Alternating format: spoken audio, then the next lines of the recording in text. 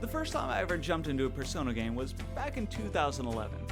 It was summer vacation, and I was at the tail end of a nasty breakup. And so the only reasonable course of action I could think to take was to find the longest JRPG I could get my hands on, and lose myself for a solid 80 to 100 hours till the pain in my heart subsided just a bit. So I secured a copy of Persona 4 on eBay, popped it into my PlayStation 2, and proceeded to fall in love all over again with GA. The ability to forget about my own day-to-day struggles and live the literal daily life of someone else entirely was intoxicating and exactly what I needed at the time. And later, as I found out living in Matsumoto, the depiction of Japanese small-town life in Persona 4 is incredibly accurate. Everything from the quaint small-town festivals to the quiet shopping streets, just everything is captured beautifully. And in fact, I would credit Persona 4 as one of the primary catalysts for sparking my own interest in Japan and Japanese culture. So now as we look to Persona 5, I'm curious to see if the game captures life in Tokyo and the city itself quite as faithfully. I'm not gonna lie to you guys though, I've got some pretty high expectations.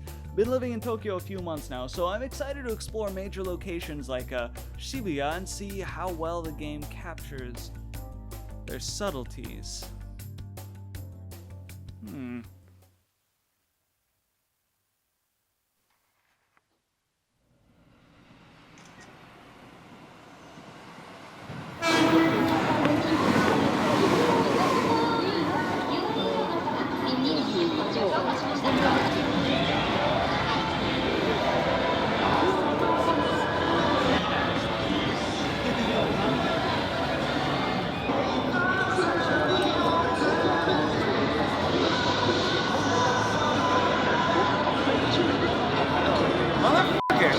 You got it wrong!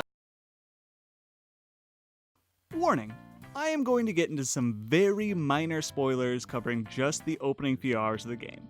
Nothing major, but if you're wanting just a quick is it good or not rundown, zero spoilers, yes, it is really, really good and you should play it. Click this link or go to this time to skip over the story section. Okay, basic spoilers from here on in.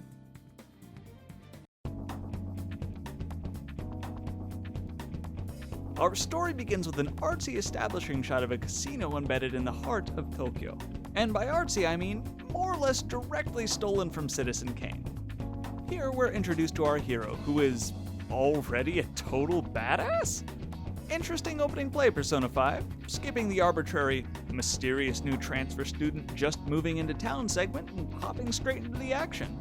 After some basic mechanics tutorials and a little time fapping about the inner workings of the casino, we make our dramatic exit through a stained glass window, falling what must have been 4 stories onto solid concrete and pausing only for a moment so that some broken glass can rain down on us. Because style. You ever notice that fall damage isn't really a thing in most anime? I bet you Gwen Stacy wishes Spider-Man was adapted from a manga instead of a comic. Anyway, don't you guys worry, this underage intruder is not getting away that easily. The SWAT team is here to issue their own special blend of police brutality, and this skinny little shit has nowhere to wait. Wait, that's us! Run! Run! Thank God for this nearby fire escape. After receiving the warm welcome of the Tokyo Police Department and divulging our personal information, we're introduced to the game's narrative framing device. I mean interrogator, Sei Nichima. She's curious how a high school student managed to break into a high-security casino and wants to hear our story from the beginning in excruciating detail. Okay, here's the mysterious new transfer student just moving into town bit.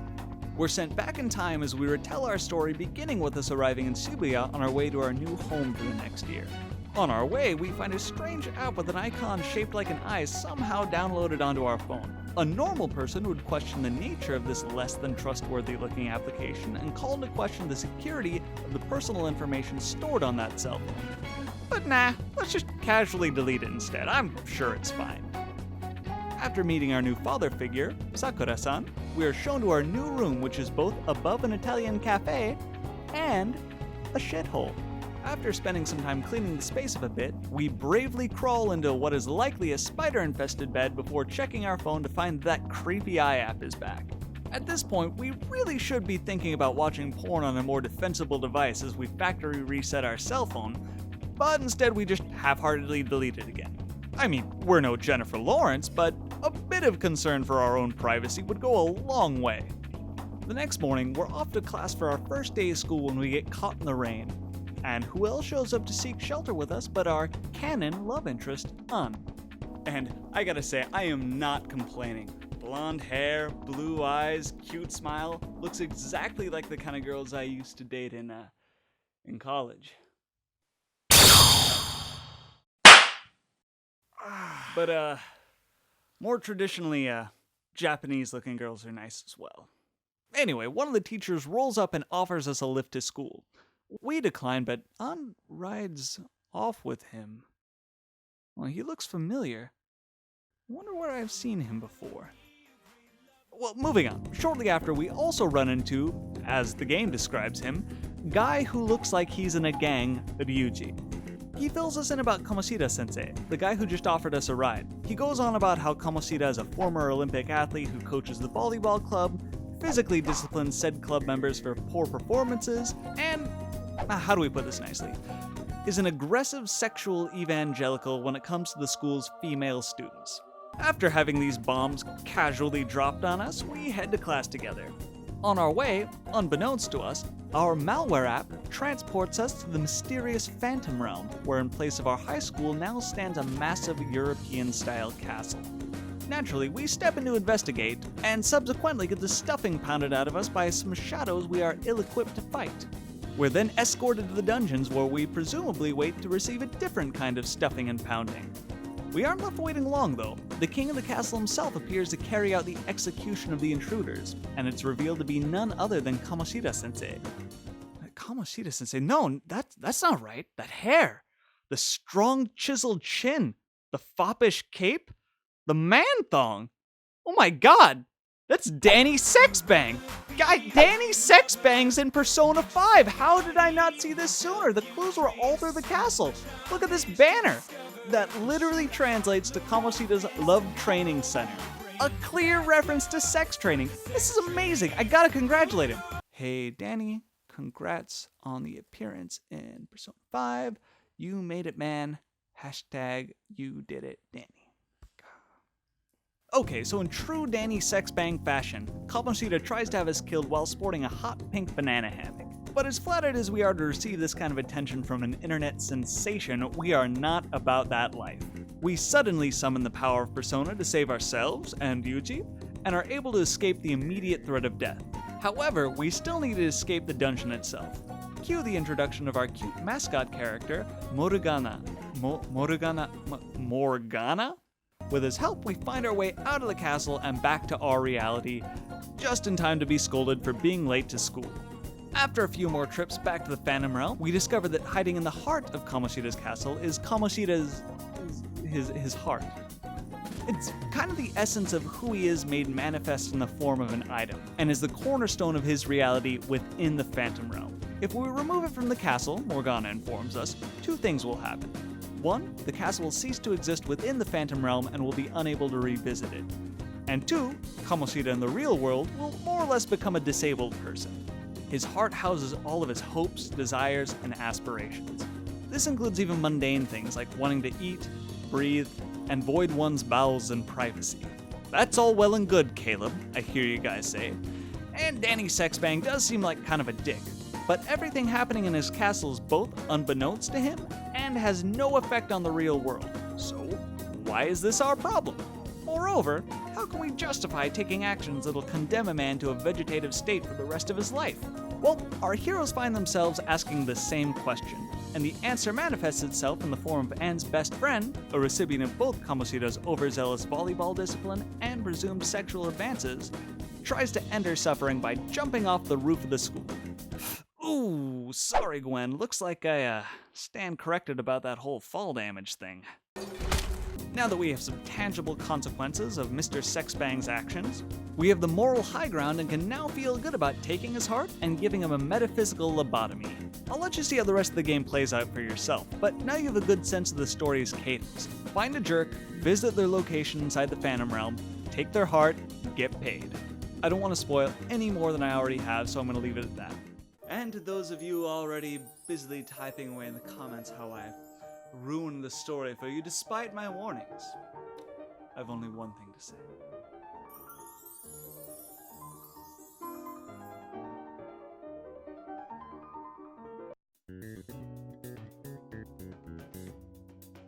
Persona 5's gameplay can be divided into two separate yet equally important groups: the time in the real world and the time in the Phantom Realm. While the activities you do in each of these realms of existence are completely different, they affect one another greatly and are both absolutely necessary to grow stronger.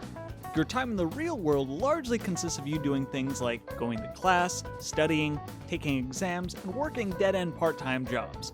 You know, trash you hate doing in real life but find engrossing as hell in a JRPG for some reason. These activities will typically give you a boost to one of your character's 5 core stats and/or some sweet dinero. But how you will by far be spending the majority of your days is progressing cooperations. Read social links.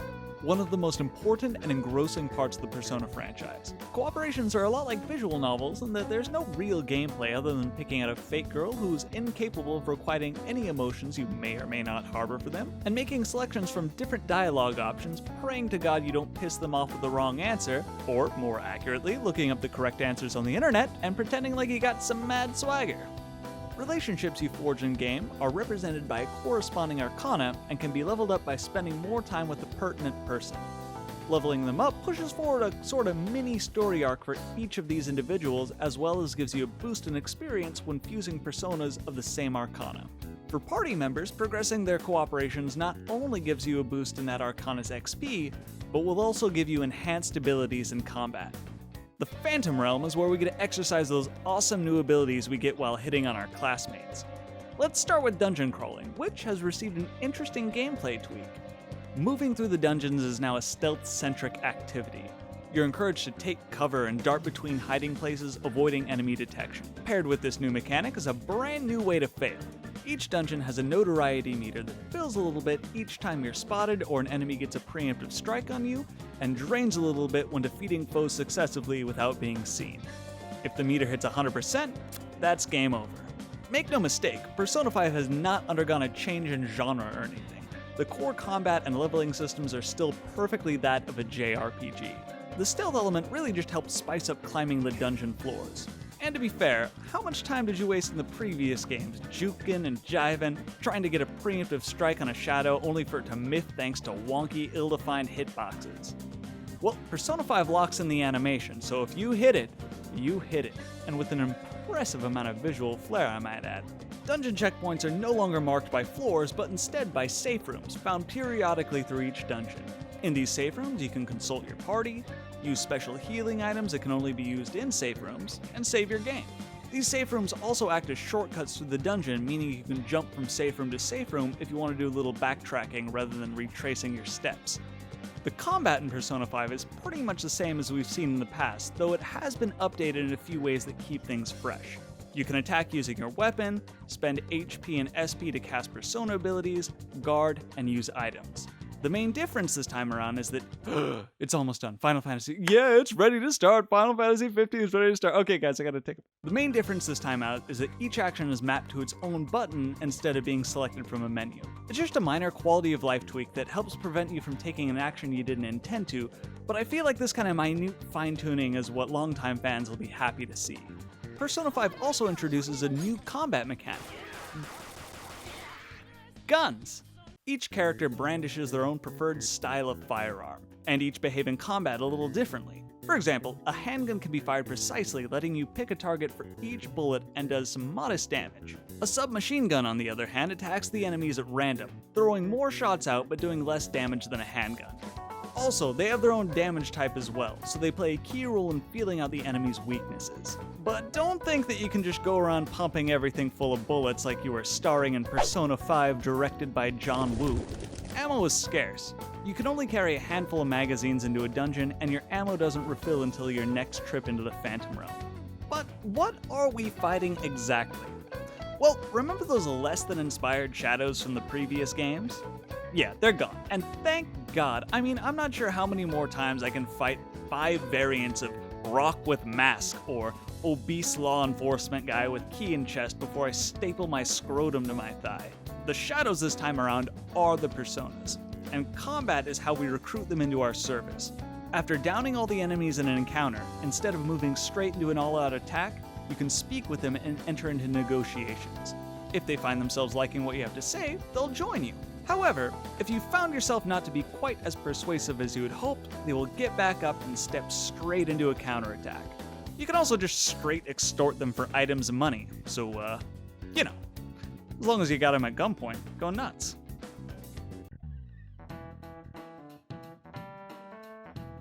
So the reason I cover presentation last in these videos is because it gives you some time to form your own opinion about the quality of the game's look, style, music, and all that good stuff before telling you what I think. So by now you should have had ample time to come to the conclusion that Persona 5 is f***ing gorgeous. And if, based on the gameplay and music I've been showing you, you feel that is not the case, then I have come to the conclusion that you are f***ing wrong. Persona 5 is now the new standard of it looks like an anime as a description for a game's visuals. Looking for sound effects coupled with their onomatopoeia? It's here.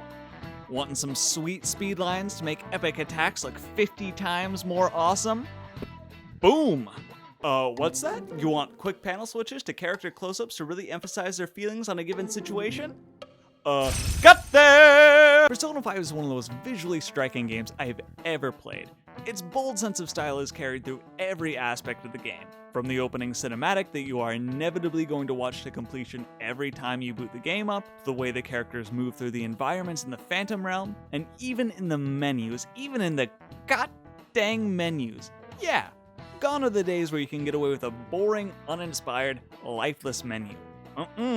Persona 5 came in and put a stop to that nonsense. Now the name of the game is theatricality and showmanship.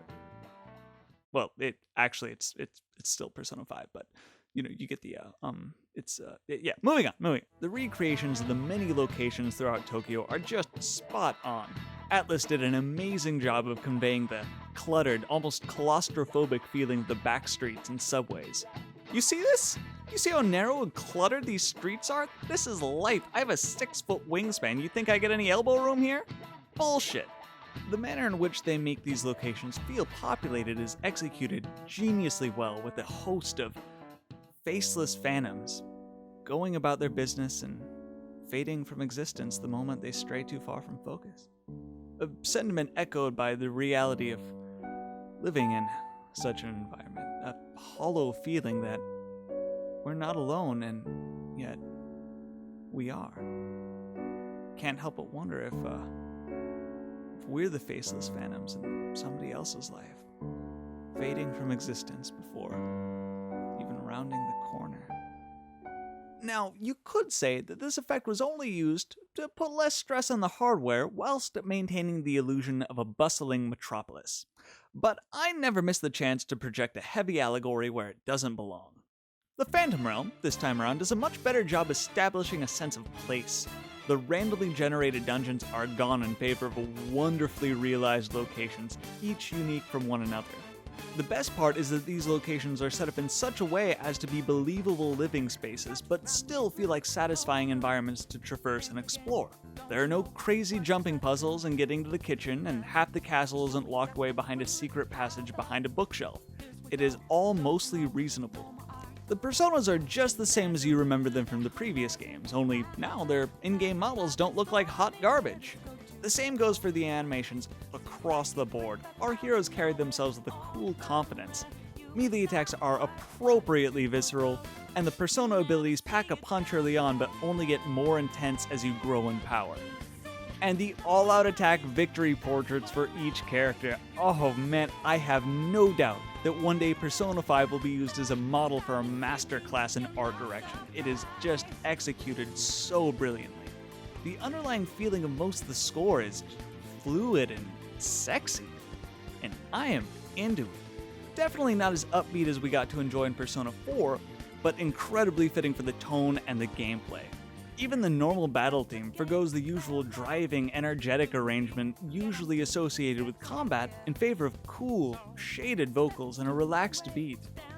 Frankly, it works just so well.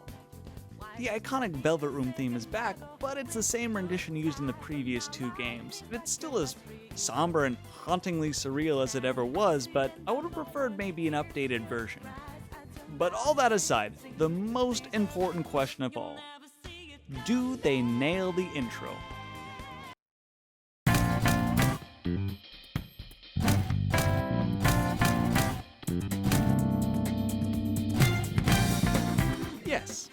Yes, they do.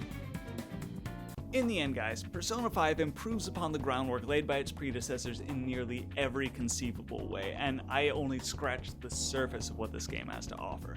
I didn't even have time to get into the wealth of side activities, the Persona fusing system, and countless other small details about the game that just so much care were put into.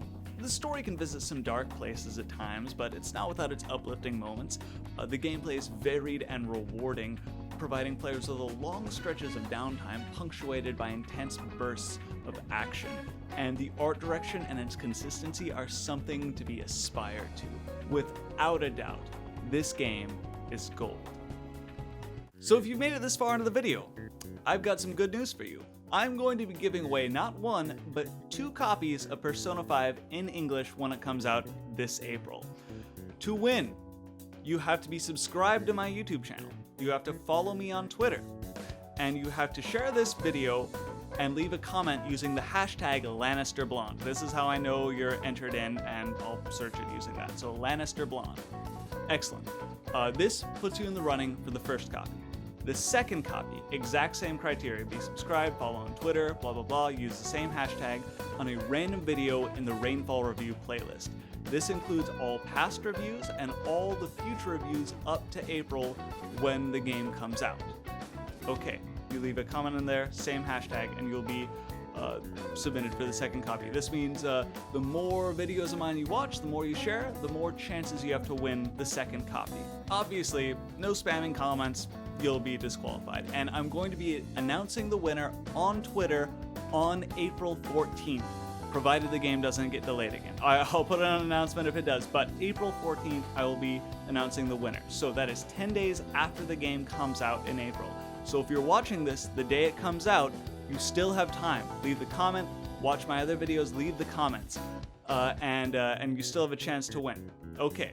Also, I think it might be very interesting for a lot of my newer subscribers to go back and look at how far my videos have come over time, because there's this clear line of progression through all my videos. They just constantly get better. So it might be interesting for you guys to see where I started versus my videos now. So that's that announcement. Also, I am streaming on Twitch now. I've got a schedule now, or the schedule will be up by the time this video is live. And yeah, I've been playing a lot of Persona 5, playing with subs on there, hanging out. We get some pretty nice numbers, and it's just a really chill stream community. It's nice, so we're kind of cultivating that. It's fun. Please come by, check it out. Twitch.tv/RainfallReview. I won't just be streaming Persona 5, but largely Japanese games, some shooter. I like a little Destiny now and then. I'm not gonna lie to you guys, but come check us out. We have a good time, and I think that is everything. Yeah, subscribe, follow on Twitch, but that has nothing to do with the thing though, so don't worry about it. Anyway, so thank you guys for watching, subscribing. I love reading your comments, your messages. It's my favorite part about uploading these reviews. And yeah, from here on out, monthly videos, so stay tuned for that. Yeah. Thanks a lot for watching, commenting, sharing, guys. It really means a lot. You guys are the best.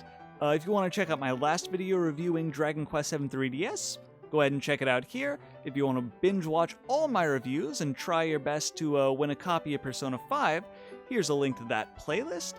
Don't forget to check me out on Twitch, having a lot of fun when you guys come out. We have great conversation in the chat, a lot of fun. Best of luck to everyone, and in the meantime, I guess we're done here.